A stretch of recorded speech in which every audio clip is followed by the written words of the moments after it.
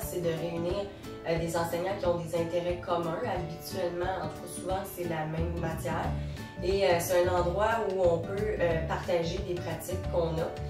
C'est un lieu d'apprentissage aussi des autres, d'apprentissage de la part des conseils pédagogiques qui nous apportent de l'information, qui nous nourrissent au niveau des résultats de recherche, des pratiques qu'on peut utiliser en termes de matériel aussi. Puis les collègues font la même chose, donc on apprend les uns des autres. C'est plus un endroit pour apprendre, améliorer sa pratique, se développer professionnellement.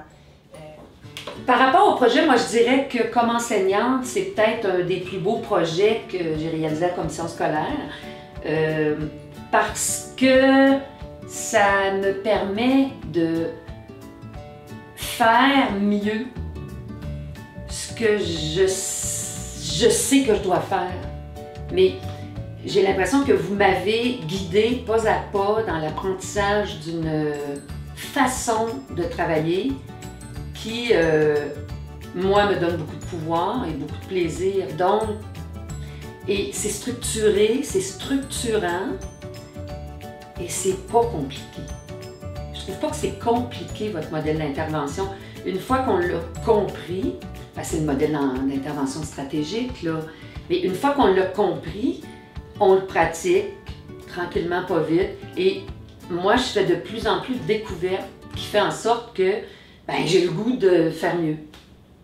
Je trouve que c'est... C'était fort utile aussi de travailler avec des collègues, même si c'était pas le même niveau, c'est pas grave. Puis le midi, vous devriez entendre nos conversations, c'est carrément seulement pédagogique, là, avec... On a fait ça, ben, vous générez ça, vous générez ça. Après ça, qu'est-ce qu'on expérimente, comment ça se passe dans nos groupes et tout.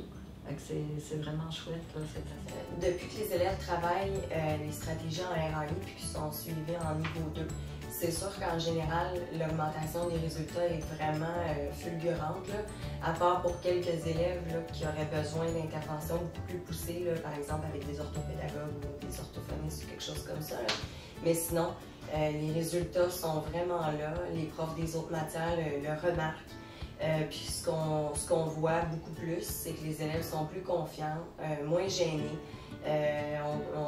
Quand on demande est-ce que quelqu'un pourrait me lire un paragraphe à voix haute dans n'importe quelle matière, même des élèves qui sont suivis à RAI lèvent leurs mains, veulent lire, se sentent confiants, se sentent bons. Mais c'est au fil de fréquentation des conseillers pédagogiques là, que j'ai développé des réflexes, des meilleurs réflexes d'enseignant. J'en ai toujours eu, mais on dirait que j'en développe encore plus qu'avant. C'est-à-dire, avant, j'aurais dit, ben voyons donc, comment ça, ils sont capables de faire ça, ils devraient savoir ça. Puis là, je compte toujours sur les enseignants qui m'ont précédé pour dire, ils auraient dû connaître ça. Alors que maintenant, non, je me prends en main, regarde, je vais leur montrer. Puis ça, c'est quelque chose que je faisais pas avant de dire, regarde, là, tu prends ton crayon, tu détaches la marge, compte 2 doigts. Tu sais, maintenant, je vais vraiment, quand je les place en équipe, maintenant, je ne vais pas les lâcher lousses comme ça. Comment on travaille en équipe, ce à quoi je m'attends. Toi, tu es celui, en pratique coopérative, toi, tu es celui qui l'écoute lire. Qu'est-ce que tu dois faire? Tu vas devoir donner des commentaires, tu vas devoir faire ça. Toi qui lis, tu dois devoir. Donc, je vais expliquer vraiment le rôle de chacun. On a commencé avec les centres. Je peux vous dire que c'est quelque chose qui a très bien fonctionné. On avait des appréhensions au début, surtout qu'il y avait un de mes 2 groupes dans lesquels on faisait les centres qui a des élèves en difficulté et certains d'entre eux ont des problèmes d'hyperactivité et d'attention, de déficit d'attention. Mais nous avons été agréablement surpris parce que justement, même pour ce groupe-là, ça a très bien fonctionné. Les élèves. Par exemple, quand j'enseigne normalement, ça fonctionne et puis des fois, ça fonctionne moins bien avec certains élèves, mais même ceux qui ont tendance à être moins, à participer moins, à être un petit peu plus passifs, dès qu'on va faire les centres, là, ils deviennent un peu plus proactifs et puis ils sont beaucoup plus impliqués, ils prennent ça très au sérieux. Et puis, ils font ce qu'ils ont à faire, ils font la tâche à accomplir. Il n'y a personne qui ne le fait pas et puis il n'y a personne qui se sent pas concerné.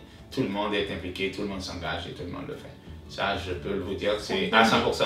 Ce que je me suis aperçue avec le temps, c'est qu'en début, quand on lit un texte, il ne pose pas beaucoup de questions. Mais vu que moi, je me questionne tout le temps, je regarde qu'est-ce qu'il y en est. Je m'aperçois qu'il pose de plus en plus de questions. Alors, ça devient très, très dynamique quand on fait des stratégies de lecture en lisant un texte au tableau. J'avais beaucoup de ces stratégies-là que j'utilisais, peut-être plus instinctivement maintenant, que j'avais apprises sur le tas ou lors de lecture. Mais comme là, pour l'enseignement stratégique, pour l'inférence, pour la clarification, je les utilise de façon plus systématique, moi aussi.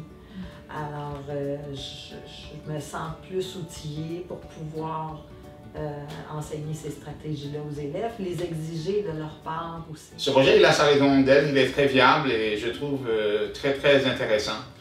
Et, bon, je sais qu'on le fait aussi, on peut le faire vraiment au niveau primaire, mais je trouve qu'il est particulièrement adapté pour le deuxième cycle du secondaire, parce que même quand on est au deuxième cycle, surtout que moi-même j'ai travaillé au niveau secondaire 3, les élèves nous arrivent encore avec beaucoup de difficultés, étant donné qu'à Leblanc, on a aussi une clientèle multiethnique, et puis il y a beaucoup d'allophones. Il y a certains de nos élèves dont le français c'est la troisième ou même la quatrième langue. Parfois, c'est pas du tout la langue parlée à la maison. Et donc, c'est important de les soutenir et de les aider à travailler, à s'améliorer, surtout en écriture et aussi en lecture. Moi, ce que je leur ai présenté comme résultat à mes collègues, ce sont les résultats du dépistage RAI.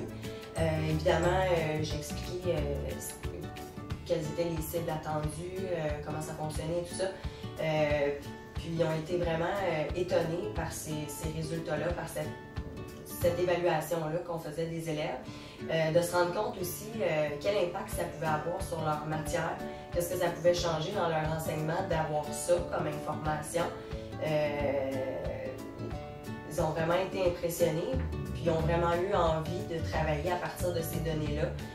Il y en a qui ont très peu progressé, il y en a qui ont moyennement progressé, mais il y en a aussi, et je dois le dire, qui ont nettement progressé. Ça a été très très positif pour eux.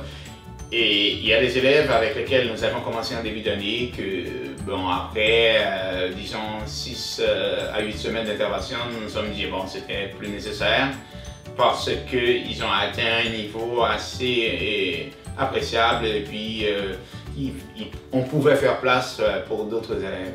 Donc, ça a été le cas et je pourrais même vous dire, pour deux de nos élèves, au moins, il y en a qui sont passés du début d'année avec des notes en dessous de 60 et puis qui sont allés vraiment au-delà de 70 sur ça à peu près. Donc, mis à part un élève sur les 15 que j'ai vus, parce que 5 à peu près, ça me faisait 15, j'en ai un qui n'avait pas augmenté sa note. Puis les autres, ça pouvait varier de 8, 10, 12 points à 30 quelques points d'augmentation. J'ai eu des élèves passer de 59 à 75, de 55 à 84, et même un 87, il n'en revenait pas, il avait les yeux grands comme ça, madame, ça se peut pas, vous vous êtes trompé en corrigeant. Et pourtant, l'évaluation était sensiblement la même que celle que j'avais fait en début. Pas posée. Ben moi, la question, ça pourrait être qu'est-ce que je dirais à des enseignants qui commencent dans le RAI puis qui se disent justement, c'est gros, j'ai-tu le temps de me déplacer 4, 5, 6 rencontres de journées entières? Je dirais foncer, hein, parce qu'on le dit, puis je suis pas la seule à le dire, qu'on est des meilleures enseignantes, on est mieux outillés. J'ai comme un bouquet d'interventions dans mes poches que j'avais pas avant. Plus j'utilise, plus j'œuvre avec ces outils-là, plus je sais quel sortir à quel moment. Fait que côté pédagogie, moi je me sens ferrée, je me sens en maîtrise de mon métier.